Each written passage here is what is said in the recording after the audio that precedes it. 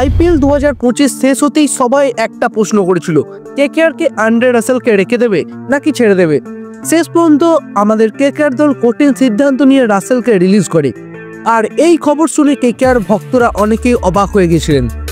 সবাইকার মনে একটাই প্রশ্ন ছিল, কেন আন্দ্রে রাসেলকে কেকেআর ছেড়ে দিল। কিন্তু এখন পরিস্থিতি পুরো বদলে গেছে, কারণ আন্দ্রে রাসেল ফিরছেন আবার কেকেআরে। হ্যাঁ বন্ধুরা, আপনারা একদম ঠিকই শুনেছেন, আমাদের রাসেল দ্য মাসেল আবার ফিরতে চলছেন তাদের নিজের ঘর কেকেআরে। এটা কেকেআর ফ্যানেদের জন্য একটা দারুণ সুখবর। আর আপনি ভাবছেন কিভাবে সম্ভব, এই ভিডিওটা একদম শেষ পর্যন্ত দেখুন, তাহলে আপনার কাছে পুরো বিষয়টা পুরোপুরি পরিষ্কার হয়ে যাবে। আন্দ্রে রাসেলকে রিলিজ করে কেকেআর একটা লুকানো পরিকল্পনা করেছিল, আর সেই পরিকল্পনা সফল হবে তারা আবার রাসেলকে যখন দলে টানবেন এবং 2026 সালে আবার ট্রফি জিতবেন। রাসেল রিলিজ হওয়ার পর খবর শুনে সবাই চিন্তায় ছিল, এবার তাহলে কেকেআরের কি হবে। কিন্তু বন্ধুরা, দুশ্চিন্তার এখন কিন্তু আর কিছু নেই, কারণ আন্দ্রে রাসেল আবার আমাদের কেকেআর দলেই ফিরে আসছেন। আর আপনি যদি একজন সত্যিকারের কেকেআর ফ্যান হন এবং কেকেআরকে 2026 সালে ট্রফি জিততে দেখতে চান, তাহলে অবশ্যই ভিডিওটা একটা মন থেকে লাইক করে দিন এবং কমেন্ট বক্সে গিয়ে লিখতে ভুলবেন না আই লাভ কেকেআর। তাহলে চলুন বন্ধুরা, শুরু করা যাক। বন্ধুরা, আন্দ্রে রাসেলের মতো অলরাউন্ডার পাওয়া কিন্তু খুবই কঠিন।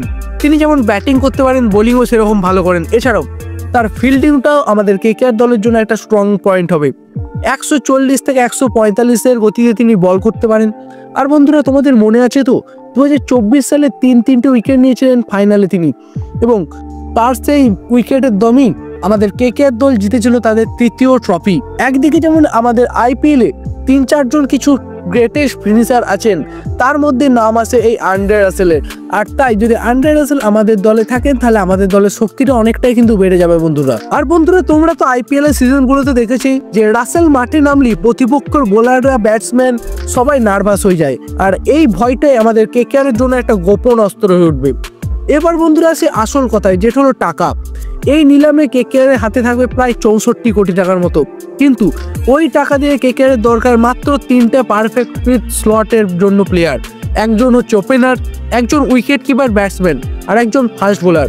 আর অন্য দলগুলির কাছে আছে মাত্র 2 কোটি, কারোর কাছে বা 4 কোটি, কারোর কাছে আছে 10 থেকে 12 কোটি। মানে খুব বেশি দর হাঁকানোর ক্ষমতা কিন্তু অন্য কোনো দলের নেই। এখন বলুন তো, 1-2 কোটি টাকায় কি আর আন্দ্রে রাসেলের মতো বড় সড়ো প্লেয়ারকে পাওয়া যায়? তাকে পেতে গেলে মোটামুটি 7 থেকে 8 কোটি টাকা খরচ করতে হবে এক একটি দলকে। আর 2026 নিলামের অকশনে যখন আন্দ্রে রাসেলের নাম উঠবে, বাকি দলগুলি টাকার চাপে পড়ে পিছিয়ে যাবে। কিন্তু কেকেআর 64 কোটি টাকা নিয়ে বসে আছে বন্ধুরা, তারা সহজে আন্দ্রে রাসেলকে আবার দলে টানবে। মানে রাসেলকে তুলতে গেলে মোটামুটি কেকেআর এর সামনে কেউই দাঁড়াতে পারবে না।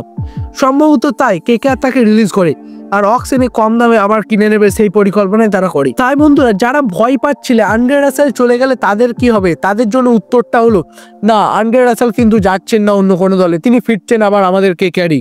কারণ ভালো জিনিস কিনতে গেলে টাকা লাগে, আর এই মুহূর্তে সেই টাকা শুধু কেকেআর এর হাতেই আছে। রাসেলকে খেলানোটা বাধ্যতামূলক না, শুধু স্কোয়াডে থাকলেই প্রতিপক্ষ ভয় পাবেন।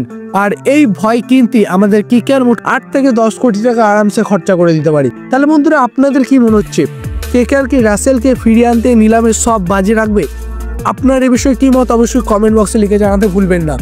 আর হ্যাঁ বন্ধুরা, এরকম নিয়মিত আইপিএল রিলেটেড আপডেট যদি আপনারা পেতে চান, তাহলে অবশ্যই আমাদের চ্যানেলটি সাবস্ক্রাইব করে নিয়ে ডেসক্রিপশন বক্সে থাকা লিঙ্কে ক্লিক করে আমাদের হোয়াটসঅ্যাপ চ্যানেলে যোগ হয়ে যান, যেখানে আমরা এরকম ক্রিকেট রিলেটেড নিত্য নতুন আপডেট সবসময় দিয়েই থাকি। তাহলে বন্ধুরা, আজকের জন্য এই পর্যন্তই। ধন্যবাদ।